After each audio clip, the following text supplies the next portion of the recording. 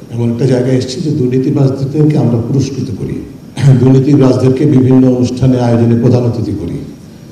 ধর্মগ্রন্থ পাঠ করা হয়েছে, অনেক ধর্মীয় প্রতিষ্ঠানে দুর্নীতিবাজদেরকে আমরা সভাপতি বা মর্যাদা সম্পন্ন পদে অধিষ্ঠিত হতে দেখি এবং আমরা সবাই মানুষকে গ্রহণ করে নেয়। এই অবস্থা যে সৃষ্টি হয়েছে তার মধ্যে কিন্তু সাধারণ মানুষের মধ্যে এই যে দুর্নীতিকে মেনে নেওয়ার একটা প্রবণতা, সেটা কিন্তু হঠাৎ করে হয়নি। এদেশের মানুষ দুর্নীতিগ্রস্ত না, এদেশের মানুষ দুর্নীতিবাজ না, কিন্তু মানুষকে দুর্নীতিবাজ করে ফেলা হয়েছে। এই দিবসের মূল লক্ষ্য হচ্ছে মানুষের মধ্যে সচেতনতা সৃষ্টি করা। সেটি ছাড়া দুর্নীতি নিয়ন্ত্রণ সম্ভব নয়। অবশ্যই পৃথিবীর সব দেশের চর্চায় তাই বলে, দুর্নীতি যারা করেন তাদেরকে বিচার আয়ত্তে আনতে হবে, এটি হচ্ছে পূর্ব শর্ত। কিন্তু এটা এককভাবে শুধু এটির দ্বারা সম্ভব নয়। সাধারণ মানুষকে দুর্নীতির বিরুদ্ধে রুখে দাঁড়াতে হবে এবং দুর্নীতির বিরুদ্ধে সোচ্চার হতে হবে এবং দেশে এটা নিজেদেরকে দুর্নীতির থেকে বিরত রাখতে হবে।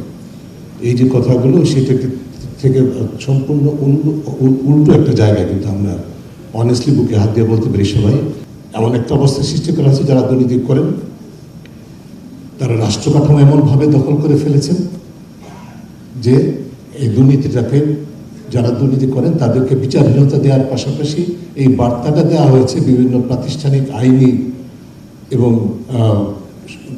রাজনৈতিক এবং আমলাতান্ত্রিক চর্চার মাধ্যমে যে এইটাই বাস্তবতা।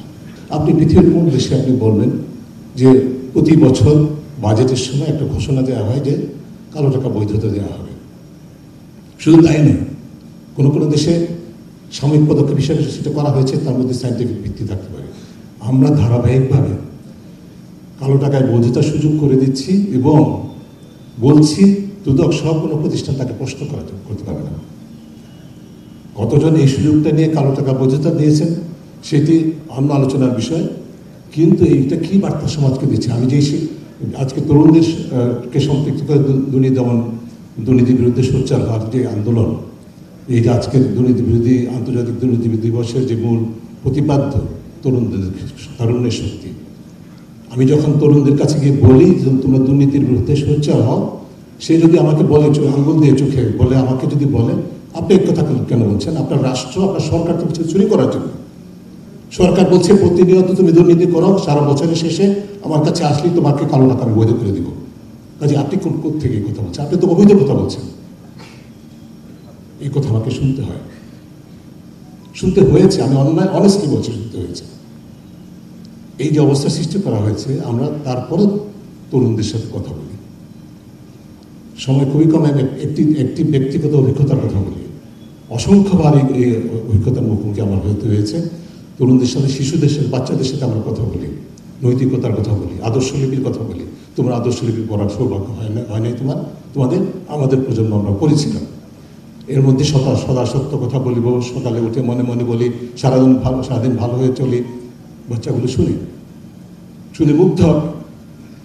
তারপরে যখন শেষ করি, পিছনের রোড থেকে দাঁড়িয়ে একটা বাচ্চা মেয়ে উঠে আমাকে বলেছে, স্যার আপনার কথা বলে আমার খুব ভালো লেগেছে, আমি নিজে চর্চা করবো, বাবা মাকে বলবো। সে ক্লাস 6-এ পড়ে।